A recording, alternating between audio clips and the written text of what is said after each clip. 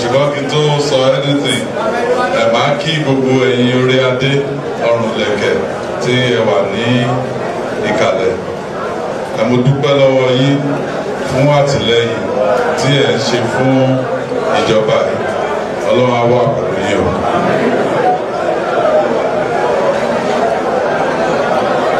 Number one, mo lè sọ fún yín. And I don't make no bones about it. Mo lè sọ fún yín pé response ìjọba sí crisis yìí came late.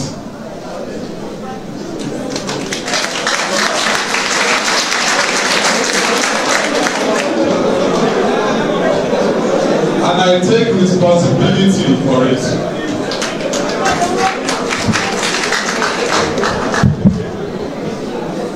But let me say one thing.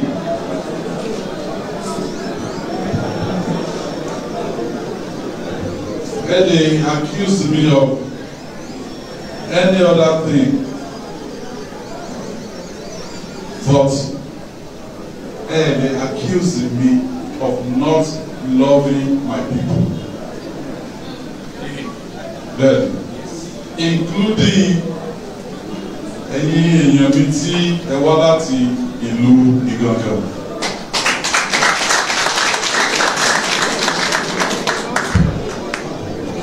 Ẹ ti fìfẹ́ hàn sí mi.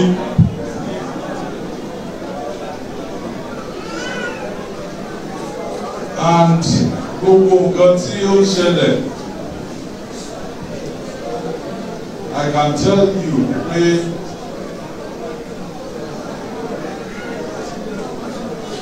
I also feel the pain. I feel your pain. Mo wá sùn síbi láti alẹ́ àná. I left Ìbàdàn bí aago mẹ́ta lánàá ni. So it's almost 24 hours here now. Mo sì wà ní Barapa land. Torí pé mi ò fẹ́ kí wọ́n kàn wá sọ fún mi níbàdàn pé nǹkan báyìí ló ń ṣẹlẹ̀, nǹkan báyìí ló ń ṣẹlẹ̀. Mo fẹ́ gbọ́ directly, mo fẹ́ sùn síbí, mo fẹ́ mọ̀ ìgbé tí ẹ bá lè sùn with your 2 eyes closed. Àwa tẹ́ ẹ rán níṣẹ́ nínú ìjọba, we shouldn't sleep with our 2 eyes closed as well.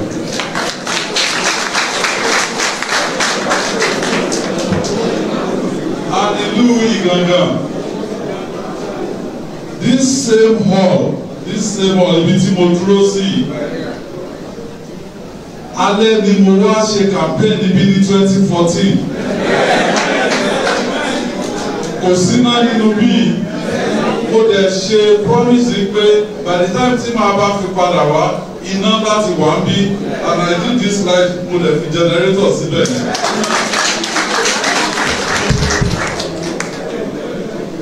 And you've also demonstrated love for me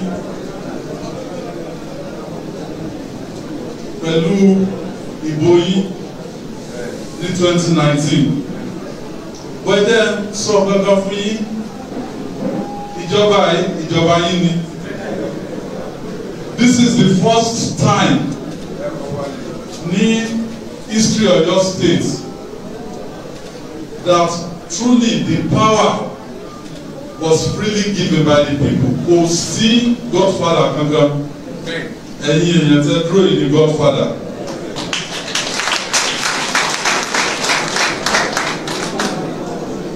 So nǹkan tó bá bá imú, ó bá ojú.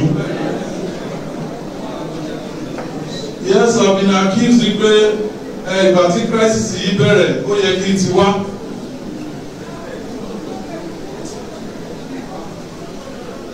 But the state alone ẹ correct mi tí mo bá wà wrong. The first time tí mo kọ́kọ́ fẹ́ dìbò in 2007 I came here. Ìjọ náà lọ one of the things tí àwọn èèyàn sọ fún mi ni pé ẹni táwọn dìbò fún ní 2003 kò dé ibí yìí as of the time mo wá ní 2007. The same in 2011, the same in 2015. Since I have been elected, mo ti wá sí Ìbàràpá land at least more than a dozen times.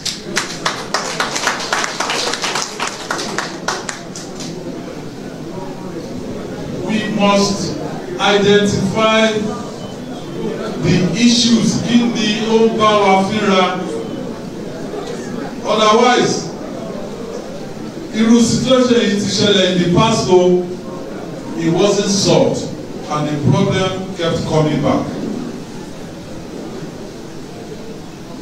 Yes, there has been trust deficit between àwọn aráàlú àtàwọn tó ń ṣèjọba in the past. Yes, wọ́n bá sọ pé àwọn mú àwọn aráàlú lọ síbi kan, wọn ò ní mú wọn débẹ̀. So we ò ní problem pẹ̀lú wípé ẹ ṣì ń doubt wípé is this the same type of government náà ni? So I give you the assurance wípé it is not.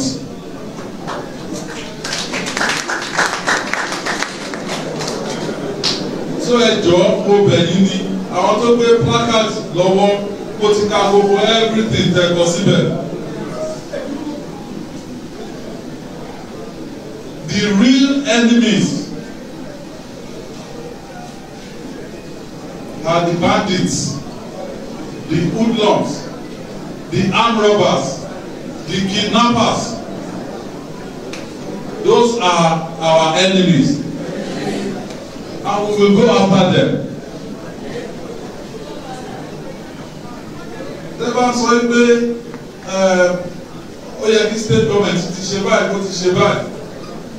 Ẹ má jẹ́ kọ́ńtà yìí jẹ́ wọ́n lè sọ pé state governor is the chief security officer.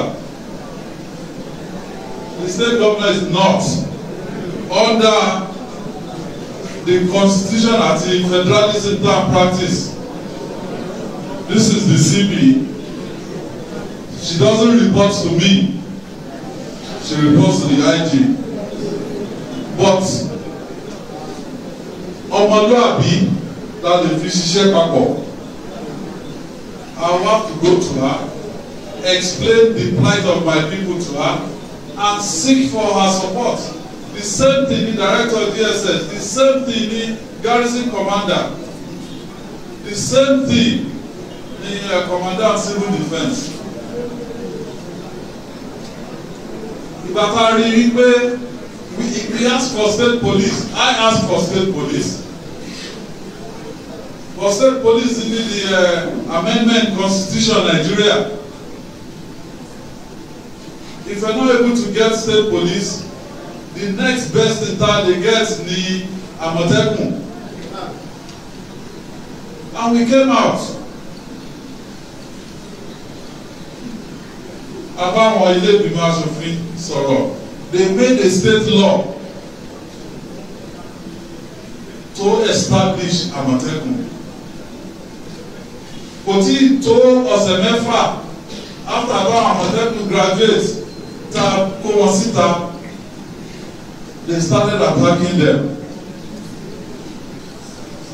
Wọ́n sọ pé Àmọ̀tẹ́kùn ẹlòmílẹ̀ ní pé ibi tó ń ti tọ̀ àwọn Àmọ̀tẹ́kùn kan wá sí ẹ̀yìn ibẹ̀ ó bú òun àbí ó ná òun. Because some of the people, some of our people, wọn ò mọ ìgbé nǹkan tó wà lẹ́yìn Ọ̀fà ojú ìjì lọ. So mo bẹ̀ yín ní so far I as your governor tell elect I do not want any more needless loss of life near Oyo State. Not in Igangan, not in Ibarapa land.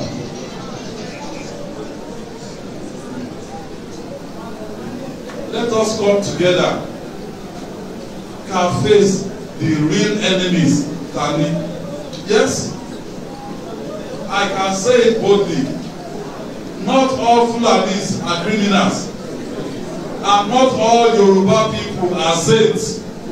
Even nínú iṣẹ́ tá à ń ṣe yìí, trying to clear the bushes, àmọ́ yìí pé àwọn àgbẹ̀yìn ìdẹ́bọ̀jẹ́ náà wà nínú wa.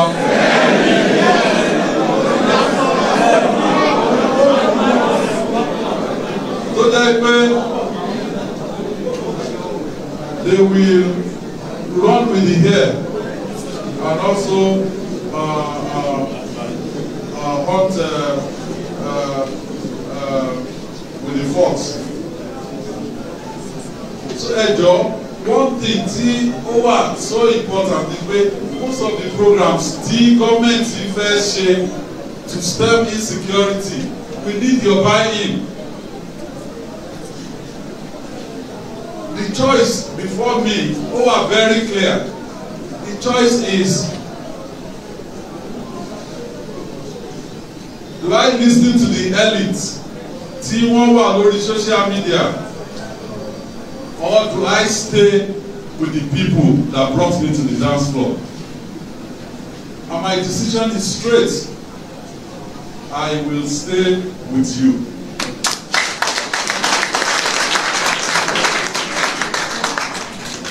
And you will have to trust me and this government. And they say mistake. I'm not saying they are above mistake. I'm not saying that we have 100% of the solution. Obama Kade sọ̀rọ̀ into Wasibi. And I said to them, our security and safety of life is very central to our economic prosperity. It is foundational. And kò ṣe pé a fẹ́ ṣe tíátà Yorùbá pẹ̀lú ẹ̀, no. We have to find a solution together that we endure. Because any council run bí ó ní pé I think the farmers secretary farmers ó ní pé àti 15 years ago or 2008 tóun ti jáde only challenges yìí ti wà, but we can solve it with your support, with the support of everybody and your trust pé ìjọba yìí ni ìjọba yìí. We will solve it. So few of the things tí a fẹ́ ṣe, one of it only issue identity management. We want to know who is where, doing what in Oyo State. So once we roll it out, please, ẹ jẹ́ ká cooperate such that tí ẹ bá mú ẹnìkan tó ń gun ọ̀kadà anywhere, you must be able to identify pé ẹni báyìí báyìí ni ẹni yìí jẹ́. Tẹ́ ẹ bá lè identify ẹ̀ tí ò ní identity management tí à ń ṣe, then hand over irú ẹni bẹ́ẹ̀ fún àwọn ọlọ́pàá àbí àmọ̀tẹ́kùn.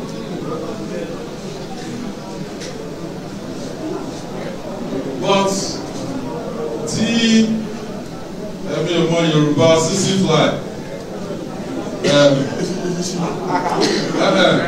èsì kọ́ ni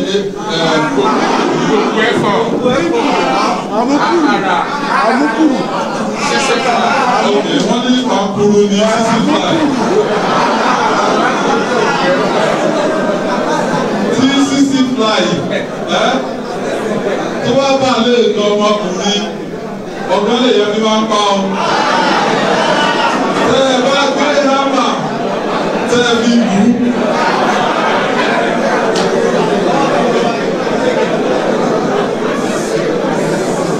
So mo bẹ̀ yín ní Dr. Aborode Dr. Fatai Aborode ẹni tó close mọ́ mi ní 2017 tí gbogbo wa papọ̀ tá a sọ pé a fẹ́ tún PDP tó a fi ẹnì kọ̀ọ̀kan ta kókó the 33 local government tó wà ní Ọ̀yọ́ state where 33 of us Dr. Aborode la fi ta kókó Ìbàràpá north èmi ni wọ́n fi ta kókó Ìbàdàn north east distinguished senator ni wọ́n fi ta kókó Ìtẹ̀síwájú local government gbogbo wa à ń ṣe meeting with him papọ̀ so I feel the pain mo lè gbá ládùúrà pé Ọlọ́run á kọ́ wa mọ̀ ṣe á dẹ̀ tọ́ wa sọ́nà láti jẹ́ kó jẹ́ pé irú needless killings yìí á kásẹ̀lẹ̀ ní agbègbè wa.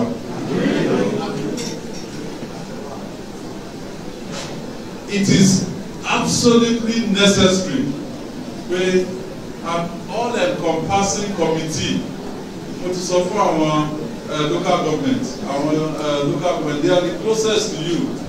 They have responsibility also fún ọ̀rọ̀ ètò ààbò. Kí ẹ tó dé Ìbàdàn, kí ẹ tó dé secretariat, they should be able to do a few things. A ti sọ fún wọn, they will set up ní each local government, especially ní Ìbàràpá land níbí. They will set up committee, peace and security committee, tó jẹ́ pé à empower wọn láti máa ṣe sáré. It is those things tó bá ju agbára wọn lọ òní bí wọ́n wá sí state and we will supervise.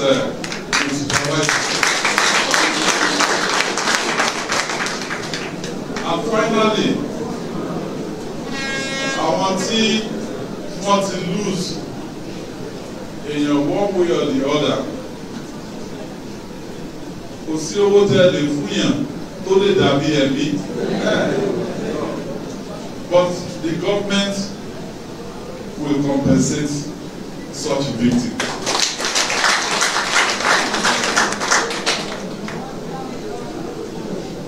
So ẹ̀bẹ̀ tí mo bẹ̀ yín ò ní pé láì fi ọwọ́ sowọ́pọ̀ láì dẹ̀ fi ọgbọ́n ṣe, because quite frankly some of these people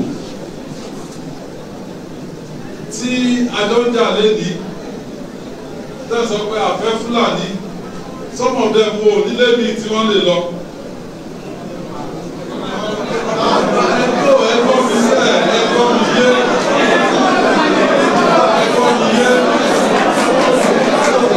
But the criminal elements tó wà nínú wọn á láti lé wọn lọ. The criminal elements ẹjọ́ ẹni tí ó bá mọ àwọn èèyàn ní òkè òní kájọlà kó béèrè lọ́wọ́ wọn. Bank robbery tó ṣẹlẹ̀ ń bẹ̀, gbogbo àwọn hunters, vigilantes, àmọ̀tẹ́kùn, gbogbo wọn ni wọ́n lé àwọn pípín yẹn wọnú gbó. They killed some of them, they arrested some of them. Ìgbà tá a wá identity gbogbo wọn, ìgbéra ni wọ́n ṣe Fúlàní. So ẹjọ́, the real enemy on to focus on. I am making a promise to you that bandits or kidnappers or armed robbers or ní Ìbàràpá land, we will turn on the heat on them and we will get them.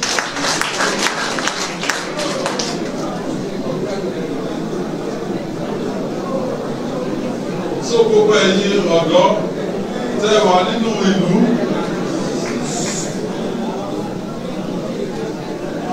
mi ò rí pé mo ti dàgbà jù ú sí, because ẹ̀yin gẹ́gẹ́ lẹ wà ní forefront yìí pé àfi kó jẹ́ Ṣèyí Mákindé.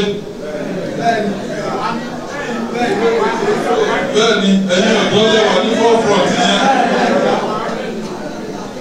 ìgbà tí mo lè bẹ̀rẹ̀ mi ò tí pé 50 gbà yẹn 40 kìíní kan ni mí but torí pé mo ti cross sí 50 omi pé mi ò ṣara yín mọ́ ọ̀dọ́ lèmi náà tí mo bá ti dàgbà lójú ọkàn mi sì jẹ́ ọ̀dọ́.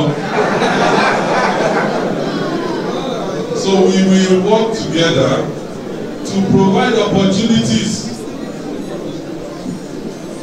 Because opportunities wà lára nǹkan tó lè jẹ́ kí tension lọ sílẹ̀. Tí àwọn ọ̀dọ́ wa tá bá rí nǹkan ṣe láàrin nǹkan pawọ́dà, some of the tension will go down. And we will do everything within our power to ensure that we provide opportunities for you. Immediately, one refer easy usage and the state government will pay for treatment free. The 60-bed hospital TSO, I will ask a delegation to go there in order to be the report, and within the next 4 weeks, I will take a decision.